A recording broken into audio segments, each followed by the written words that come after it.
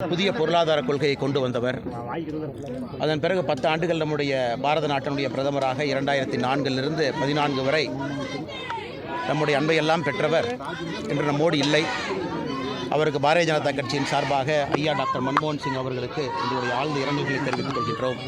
ஆனால் இன்றைக்கி தமிழகத்தில் பெண்களின் மீது, தாயார்களின் மீது, குழந்தைகள் மீது, அவர்கள் மீது தொடுக்கப்படக்கூடிய இந்த குற்றச்செயல்கள் ஒரு நாளும் அதிகமாக கொண்டிருக்கிறது. இன்றைக்கி தவ வேள்வியாக இந்த போராட்டத்தை நாங்கள் முன்னெடுத்திருக்கின்றோம்.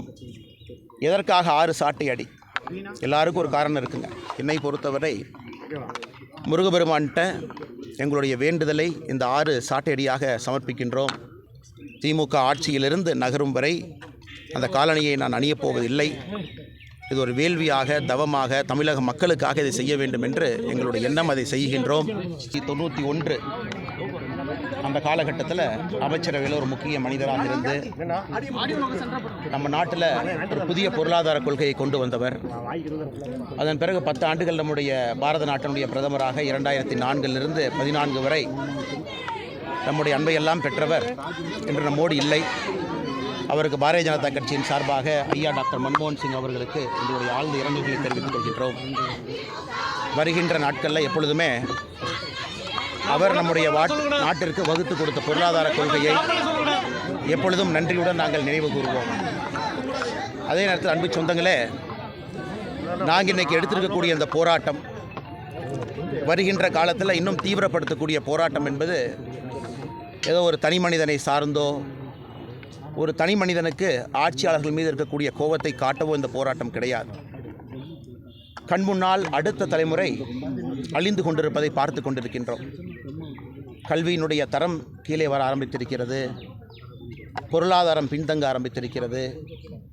எல்லாவற்றுக்கும் மேலாக அந்த காலத்தில் நம்ம போரில் சொல்லுவோம், ஒரு போராக இருந்தாலும் கூட ஒரு பெண்ணின் மீது கை வைக்கக்கூடாது என்பது நம்முடைய மரபு, இந்த மண்ணினுடைய மரபு. ஆனால் இன்றைக்கி தமிழகத்தில் பெண்களின் மீது, தாயார்களின் மீது, குழந்தைகள் மீது, அவர்கள் மீது தொடுக்கப்படக்கூடிய இந்த குற்றச்செயல்கள் ஒரு நாளும் அதிகமாக கொண்டிருக்கிறது. இன்றைக்கி தவ வேள்வியாக இந்த போராட்டத்தை நாங்கள் முன்னெடுத்திருக்கின்றோம். எதற்காக 6 சாட்டை அடி? எல்லாருக்கும் ஒரு காரணம் இருக்குங்க. என்னை பொறுத்தவரை முருகபெருமான்கிட்ட எங்களுடைய வேண்டுதலை இந்த 6 சாட்டை அடியாக சமர்ப்பிக்கின்றோம். விரதம் இருக்க போகின்றோம். அரசியல் பணியை செய்ய போகின்றோம். ஆண்டவனிடம் முறையிடப் போகின்றோம். கிடைக்கின்ற எல்லா மேடையிலும் கூட திராவிட முன்னேற்றக் கழகத்தை தோலுரித்து காட்டப் போகின்றோம். ஆட்சியில் 3 ஆண்டுகளாக தமிழகத்தை எவ்வளோ பின்னாடி கொண்டு போயிருக்கிறாங்க, இதெல்லாம் கூட தொடர்ந்து பேசுவோம். ஆனால் இன்றைக்கி ஏதோ ஒரு இடத்துல எனக்கு தெரியும், நான் காவல்துறையிலிருந்து வெளியே வந்த பொழுது ஒரு 10ஆம் கிளாஸ் படிக்கக்கூடிய ஒரு மாணவி, அவர் மீது தொடுக்கப்பட்ட அந்த ரேப் அண்ட் மர்டர், அதில் இறந்து போனாங்க. அன்றைக்கி நாங்கள் குற்றவாளியை கண்டுபிடித்த பிறகு அந்த சகோதரியினுடைய தாயார் என்கிட்ட கேட்டாங்க, அண்ணே நீங்கள் குற்றவாளியை பிடிச்சி கொடுத்துட்டீங்க, திரும்ப என் பொண்ணை கொடுங்க அப்படின்னு. அது ஏற்படுத்திய ஒரு தாக்கம் என்னை இங்கே என்னோடு இருக்கக்கூடிய அந்த சகோதரிகளோடு இணைந்து பாரதிய ஜனதா கட்சியிலே பயணம் செய்ய வைக்க ஆரம்பித்தது. இன்றைக்கி அதே போல் ஒரு நடக்குது, அதை நாம் பார்த்து கொண்டிருக்கின்றோம். ஒரு சாதாரண அரசியல்வாதிகளைப் போல் ஏதோ பேசிட்டு நாமளும் கடந்து போயிடுறோம். அடுத்த நிகழ்வு வரும்பொழுது மறுபடியும் அதை பற்றி பேசுகிறோம். அது என்னால் பொறுத்து கொள்ள முடியவில்லை. ஒரு தாக்கத்தை அது ஏற்படுத்தி இருந்தது. அதனால் நல்லா யோசித்து தான் அந்த முடிவுக்கு வந்திருக்கிறோம். காலணியை நேற்றே கழட்டி வச்சுட்டேன். திமுக ஆட்சியிலிருந்து நகரும் வரை அந்த காலணியை நான் அணியப் போவதில்லை. இது ஒரு வேள்வியாக, தவமாக, தமிழக மக்களுக்காக இதை செய்ய வேண்டும் என்று எங்களுடைய எண்ணம். அதை செய்கின்றோம். எங்களுடைய கட்சி தலைவர்கள், தொண்டர்கள் எல்லோருக்கும் என்னுடைய அன்பான வேண்டுகோள், கடுமையாக உழையுங்க, வேலை பாருங்கள், ஃபீல்டில் இருங்க, மக்களோடு இருங்க, ஒரு மாற்றத்தை கொடுப்போம். அதே நேரத்தில் ஐயா டாக்டர் மன்மோகன் சிங் அவர்கள் இறந்த காரணத்திற்காக, இறைவனடி சேர்ந்த காரணத்திற்காக இன்று பாரதிய ஜனதா கட்சியின் சார்பாக ஏற்பாடு செய்யப்பட்டிருந்த போராட்டங்கள் எல்லாமே ஒத்திவைக்கப்பட்டிருக்கிறது. புதிய தேதி அன்றைக்கி மத்தியானத்துக்குள் அறிவிப்போம். காரணம், இந்திய அரசு 7 நாட்கள் அஃபீஷியலாக மௌனிங் சொல்லியிருக்கிறாங்க. துக்கம் அனுசரிப்பதற்காக 7 நாட்கள் சொல்லியிருக்கிறாங்க. அதை பார்த்து கொண்டு எங்களுடைய அமைப்பு பொதுச் செயலாளர் கேஷ் விநாயகம்ஜி அவர்கள் புதிய தேதி அறிவிப்பார். இந்த ஆட்சி போகணுங்கண்ணா, ரொம்ப தவறு பண்ணுறாங்க.